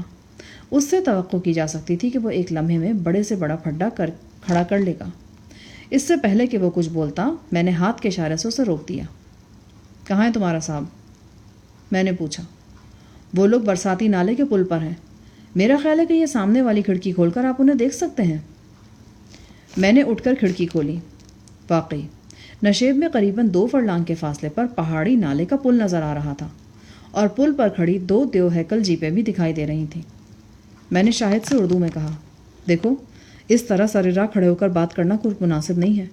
تم ان لوگوں کو یہاں لے آؤ، ہم بند کمرے میں تسلی سے گفتگو کر لیتے ہیں۔ گفتگو یہاں نہیں ہو سکتی، گفتگو گاؤں سے باہر ہی ہوگی، شاہد ملتانی نے ٹھوس لہجے میں کہا۔ اتنی جلدی فیصلہ مت کرو، ایک بار اور اپنے ساتھیوں سے مشورہ کر لو۔ شاہد ملتانی چند لمحے عقابی نظروں سے میرا چہرہ تکتا رہا، پھر اس نے جیب میں ہاتھ ڈال کر ایک واکی ٹاکی نکالا اور باہر نکل گیا۔ صحن کے گوشے میں جا کر وہ واکی ٹاکی پر بات کرنے لگا۔ ظاہر ہے کہ اس کا رابطہ نیچے پل پر کھڑے افراد سے تھا۔ 3-4 منٹ تک بات کر کے وہ ہمارے پاس واپس آ گیا۔ نہیں جی، اگر آپ کو بات کرنی ہے تو نیچے پل پر ہی آنا ہوگا۔ اب یہ معاملہ شیخ عاصم کی برداشت سے باہر ہو گیا تھا۔ وہ ایک جھٹکے سے اپنی جگہ سے کھڑا ہوا۔ چلو آؤ، وہ غرا کر بولا۔ شیخ کے اٹھتے ہی اس کے مسلح گارڈز بھی اٹینشن ہو گئے۔ میں نے بھی قمیص کے نیچے ریوالور ٹٹولا اور سب کے ساتھ باہر آ گیا۔ شیخ کا چہرہ تیش سے سرخ ہو رہا تھا۔ وہ دندناتا ہوا اپنی جیپ میں بیٹھا۔ اس نے مجھے اشارہ کیا کہ میں بھی اس کے ساتھ بیٹھ جاؤں۔ شیخ کے مسلح گارڈز پہلے ہی اپنی نشست سنبھال چکے تھے۔ دوسری 2 گاڑیاں بھی ہمارے ساتھ چل دیں۔ ان میں ایک گاڑی کے اندر ہمارا میزبان ملک افسر خان اور اس کے کارندے تھے۔ ہم پل پر پہنچے تو جیپوں میں موجود افراد باہر نکل آئے۔ ان میں 3 پیس سوٹ والا ایک شخص نمایاں تھا۔ اس کی شہد رنگ مونچھیں کسی سانڈ کے سینگوں کی طرح نظر آتی تھیں۔ رنگ سرخ و سفید اور آنکھیں گہری نیلی تھیں۔ اسے دیکھتے ہی مجھے اندازہ ہو گیا کہ اس شخص کا تعلق شمال مغربی ترکی یا یونان وغیرہ سے ہے۔ اس کے ساتھ ہی ایک اور خیال بھی برق کی طرح میرے ذہن میں کوندا۔ یہ خوبرو یوسما کا خیال تھا۔ قریباً 2 ہفتے قبل وہ مجھے ملی تھی اور $5000 کی رقم لے کر گئی تھی۔ میری چھٹی حص نے مجھے آگاہ کیا کہ نیلی آنکھوں والے اس شخص کا تعلق یقیناً یوسما والے واقعے سے ہے۔ اگلے 3-4 منٹ میں میرا یہ اندازہ بالکل درست ثابت ہوا۔ نیلی آنکھوں والا شستہ انگریزی میں بات کر سکتا تھا۔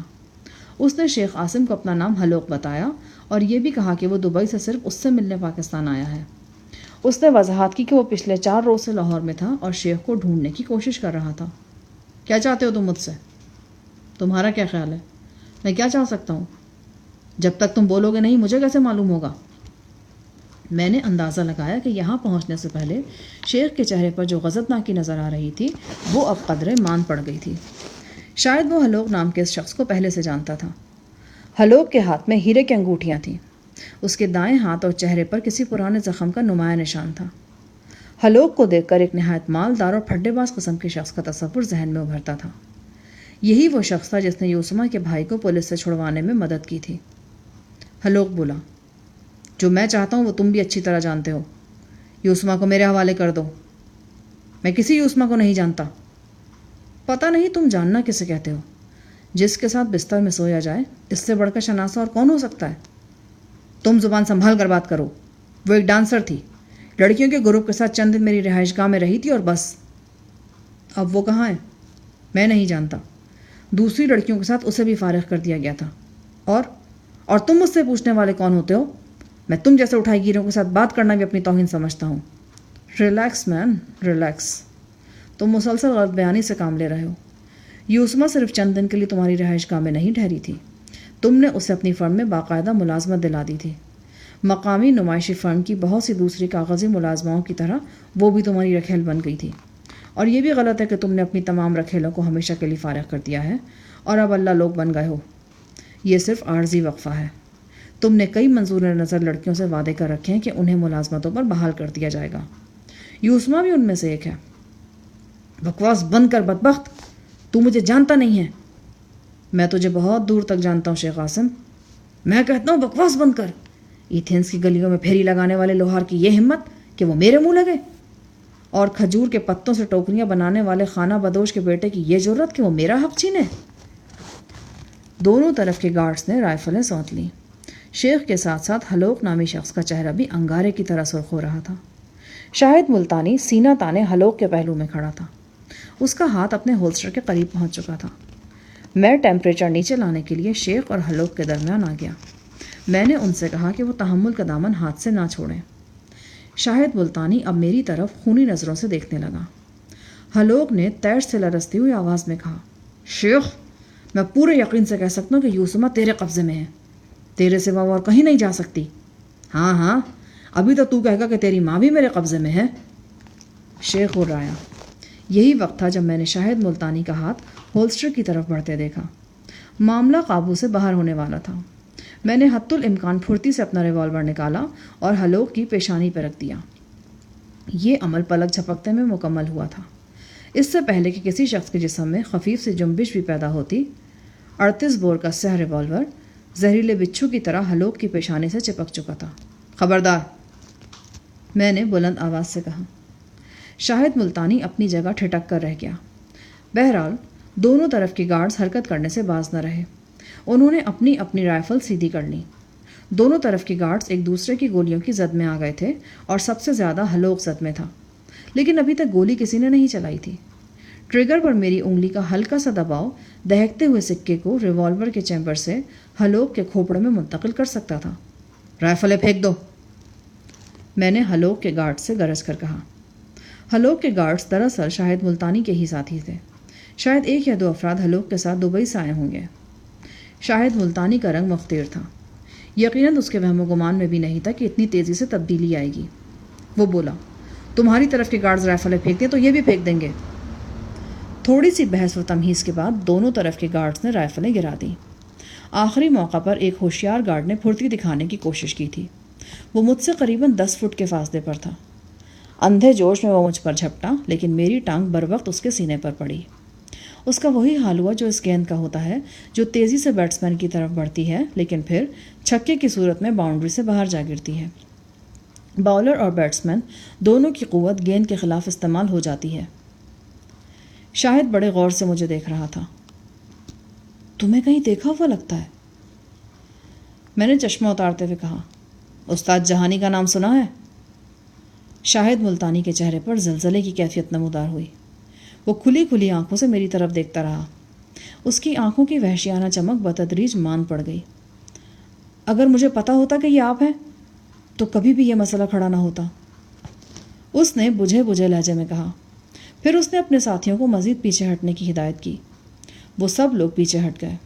در حقیقت حلوق سمیت سب افراد کا دمخم شاہد ملتانی کی وجہ سے تھا۔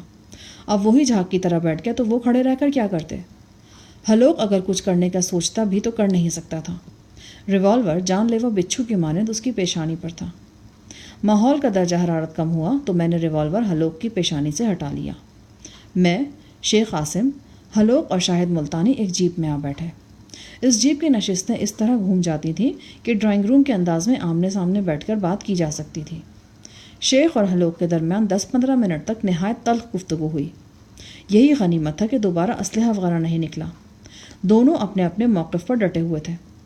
حلوق کو یقین تھا کہ اس کی منگیتر یوسما، وہ یوسما کو اپنی منگیتر ہی بتا رہا تھا، شیخ عاصم کی تحویل میں ہے، جبکہ شیخ عاصم اس دعوے کو بے بنیاد اور طیش انگیز قرار دے رہا تھا۔ ایک لاحاصل تکرار کرنے کے بعد نہایت تناؤ کے ماحول میں حلوق نامی وہ شخص شاہد ملتانی اور اپنے ساتھیوں کے ہمراہ واپس چلا گیا۔ اگلے روز رات کو ہم بھی لاہور واپس پہنچ گئے۔ زری گل اور کلثوم بھی ہمارے ساتھ تھے۔ لاہور میں زری گل اور کلثوم کے ساتھ عالم قریشی کے پڑوس والی کوٹھی میں ہم ٹھہرے تھے۔ عالم قریشی نے ایک بیڈ روم اور ایک سٹنگ روم ان دونوں کے لیے کھلوا دیا تھا۔ اب ایک ملازم بھی ہمارے سپرد کر دیا گیا تھا۔ وہ الادین کے جن کی طرح ہر حکم سیکنڈوں میں بجا لاتا۔ اگلے روز صبح سویرے زری گل میرے پاس آیا تو کچھ بجھا بجھا سا تھا۔ وہ کبھی کبھار اس طرح خاموش نظر آتا تھا۔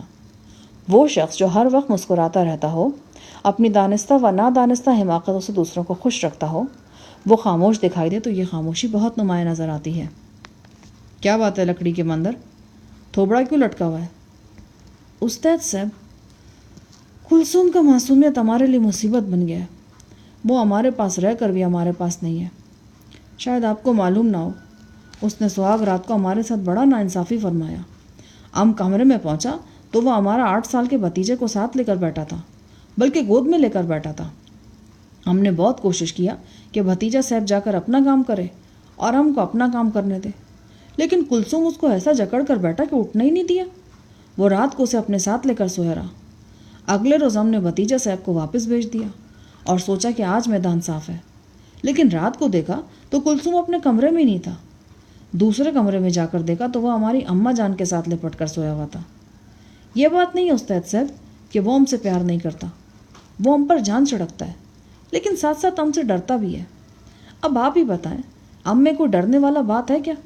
کسی قسم کا شک نظر آتا ہے ہماری شرافت میں؟ ہم تو اتنا مہربان آدمی ہے۔ ایک مرتبہ ہمارا دادا، یار دادا کی بات چھوڑو، اب بتاؤ تمہارا مسئلہ کیا ہے؟ اب تو تم اسے یہاں لے کر آ گئے ہو نا، اب تمہاری محبت کا راستہ روکنے والا یہاں کون ہے؟ وہ بہت احتیاط کرتا ہے جی۔ رات اس نے عشاء کے بعد فوراً اندر سے کنڈی لگا لیا تھا۔ ہم نے بہت درخواستیں کیا لیکن اس نے کنڈی نہیں کھولا۔ پھر ہم کو ڈر پیدا ہو کہ کہیں وہ رونے ہی نہ لگ پڑے، لہٰذا ہم نے 3 گلاس ٹھنڈا پانی پی کر برآمدے میں اپنا بستر لگا لیا۔ زری گل کی رونی صورت دیکھ دیکھ کر مجھے ہنسی آ رہی تھی۔ ہم تھوڑی دیر تک اس موضوع پر گفتگو کرتے رہے۔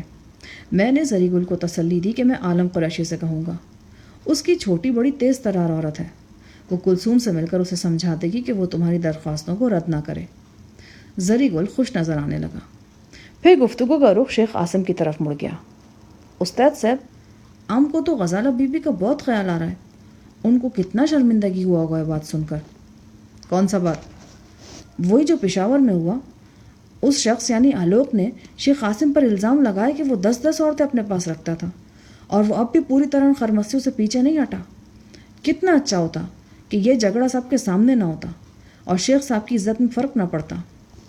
اس کی عزت میں اب بھی کوئی فرق نہیں پڑا۔ یہ لوگ VIP قسم کے ہوتے ہیں، ان کے لیے اس قسم کے واقعات معمولی حیثیت رکھتے ہیں۔ مگر پھر بھی استاد صاحب، غزالہ بی بی کا تو ذہن وہی ہے نا جو ہمارا اور آپ کا ہے۔ وہ اپنے شریک زندگی کو نیک نام اور شرافت کا پتلا دیکھنا چاہتا ہوگا۔ ہاں یہ بات تو ہے۔ اسی دوران فون کی گھنٹی بج اٹھی۔ میں نے ریسیور اٹھایا۔ دوسری طرف غزالہ تھی۔ آج رات کا کھانا آپ ہماری طرف کھائیں گے۔ یہ ایک طرح سے زری گل اور کلثوم کی شادی کی دعوت بھی ہے۔ اس کی کیا ضرورت تھی؟ یہ تو آپ عاصم سے پوچھیے گا۔ 8 بجے تک آپ ضرور آ جائیں اور اپنے دوست عالم قریشی کو بھی لائیے گا۔ شام کو ہم عالم قریشی کی گاڑی میں ڈیفینس کے لیے روانہ ہوئے۔ میں جانا نہیں چاہتا تھا، لیکن شام سے پہلے خود عاصم نے بھی فون کر دیا اور آنے کی تاکید کی تھی۔ اس قسم کی گھریلو مصروفیات اور سماجی میل جول کی میری زندگی میں کوئی جگہ نہیں تھی۔ میں تو جرم و سزا کی دلدل میں گردن تک دھنسا ہوا شخص تھا۔ میں اٹک جیل سے فرار ہوا تھا اور اب پیرول پر رہا تھا۔ قانونی پھندے کے علاوہ دشمنوں کے بے شمار پھندے بھی میری گردن کے ارد گرد جھول رہے تھے۔ کبھی کبھی مجھے محسوس ہوتا تھا کہ موت ایک بہت بڑا پرندہ ہے جو ہر وقت مجھ پر سایہ فگن رہتا ہے۔ میں جس شخص سے ملتا ہوں وہ بھی اس پرندے کے سائے میں آ جاتا ہے۔